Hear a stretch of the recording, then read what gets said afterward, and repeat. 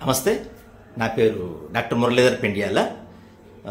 ఈరోజు టాపిక్ ఏంటంటే మన సెమీకండక్టర్ ఇండస్ట్రీ, దాని గ్రోత్, దాని ఆపర్చునిటీస్, అలాగే దాని ఎక్స్పాన్షన్ ఏంటి అనేది ఇన్ ఇండియాలో, దాని గురించి డిస్కషన్ అండి.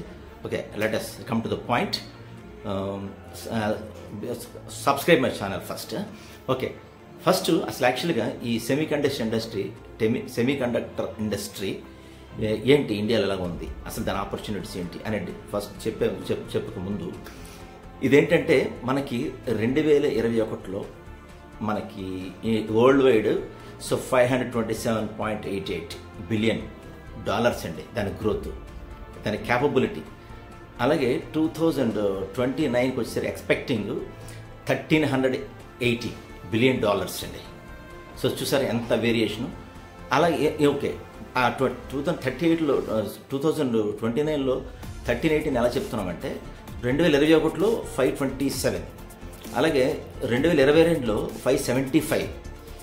సో ఆ గ్రోత్ రేట్ బేస్ చేసుకొని ఆల్మోస్ట్ 2021 నుంచి 2029కి 12.2% అప్రాక్సిమేట్గా గ్రోత్ అవుతుందని చెప్పి ఎస్టిమేషన్ అండి, అనాలిసిస్, స్టాటిస్టిక్స్. సో దీన్ని బేస్ చేసుకుని చాలా వైడ్ హ్యూజ్ అండ్ స్కోప్ ఉందండి మార్కెట్లో. Okay, coming to the India, అందువల్ల అనమాట మనం దాన్ని గ్రాప్ చేసుకోవాలి. ఇండియా ఎలా గ్రాప్ చేసుకుంటుంది, దాని ఆపర్చునిటీస్ ఏంటి, అలాగే దాని ఫ్యూచర్ ఏంటి అనే దాని గురించి డిస్కస్ చేస్తే 2022లో మనకి 2021లో మనకి మార్కెట్ అది ఉంది కదా, 55 బిలియన్ మన మార్కెట్ అండి ప్రజెంట్. సో ఇప్పుడు 2023లో ఆ వరల్డ్ మార్కెట్ యొక్క క్యాపిటల్స్ అని గ్రోత్ ఎస్టిమేట్ చేసుకొని మనకి 2023లో బిల్ పాస్ చేశారండి. మనం ఫాస్ట్గా డెవలప్ చేయాలా దీన్ని అని చెప్పి, అలాగే డెవలప్ అవుతుంది. మనకి బేసిక్గా ఎందుకు ఇండస్ట్రీ ఈ ఛాలెంజెస్, దాని యొక్క గ్రోత్ రేట్కి అకౌంటబిలిటీ ఏంటి అంటే మనకి తెలుసు. ప్రజెంట్ మీనియేచర్ అన్నీ కూడా మీనియేచర్ అవ్వడం వల్ల ఏమవుతుందంటే ఖచ్చితంగా సెమీకండక్టర్ చిప్ దగ్గరికి రావాల్సి వస్తుంది. ఎలక్ట్రానిక్స్ కానీ, ఆటోమేటిక్ ఇండస్ట్రీ కానీ, హెల్త్ ఇండస్ట్రీ కానీ, అలాగే నెక్స్ట్ మనకి ఎలక్ట్రికల్ వెహికల్స్ కానీ, ఇవన్నీ కూడా ఈ ఎలక్ట్రికల్ వెహికల్స్ కూడా చాలా ఇంపార్టెంట్ రోల్ ప్లే చేస్తున్నాయి ఎక్స్పాన్షన్లో. సో అంటే రెండు మెయిన్ కారణాలు. ఒకటి మీనియేజేషన్ అంటే సైజ్ తగ్గడం, మనకి ఏదైనా వాడకం, ఎలక్ట్రానిక్ కాంపోనెంట్ యొక్క వాడకం సైజ్ తగ్గిస్తే మనకి చాలా హ్యాండీగా ఉంటుంది కాబట్టి. రెండు, the power efficiency. These two factors influencing in the development of future of any semiconductor industry. So ఇదండి. సో అందుకే 2023 మన వాళ్ళు ఇండియన్ గవర్నమెంట్ యాక్సెప్ట్ చేసింది. సో బేసిక్గా 3 phases డెవలప్ చేస్తున్నారండి ఇండియా. ఫస్ట్ ఫేజ్ ఏంటంటే మనకి గుజరాత్లో మనకి సనంద్ అనే ఊర్లో ఏమవుతుందంటే దీనికి ఎక్స్పాండ్ చేశారు.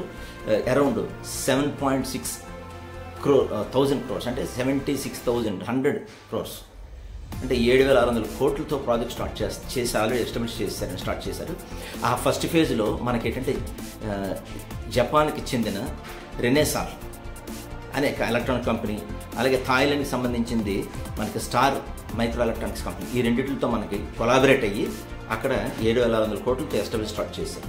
Coming to the second unit, మళ్ళీ గుజరాత్లోనే ధులేరో అనే దాంట్లో ఏకంగా 96,000 కోట్లతో మనకి ఇక్కడ మనకి 91,000 కోట్లతో ఎస్టాబ్లిష్ చేస్తున్నారండి.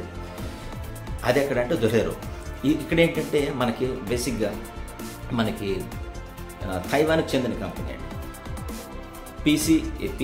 PSML అంటే the power chip semiconductors manufacturing limited company అనేది తైవాన్ కంపెనీ. అలాగే టాటా అంటే TEML అంటే Tata electronics and manufacturing limited company. ఈ రెండింటితో టైఅప్ అయ్యి మనకి ధులేరోలో స్టార్ట్ చేస్తారు సెకండ్ది. అలాగే థర్డ్ ఫేజ్ ఏంటంటే ఒక మినీ యూనిట్ అనమాట, టాటా TSAT అంటే Tata semiconductor assembling and testing అనే కంపెనీతో టైఅప్ చేస్తారు. సో ఈ విధంగా మనకి మన ఇండియా గ్రోత్, అలాగే ప్రపంచంలో జరుగుతుందని గ్రాప్ చేసుకునేందుకు మనం ప్లాన్ చేస్తున్నారండి. సో చూద్దాం, లెట్ us వెయిట్ ఫర్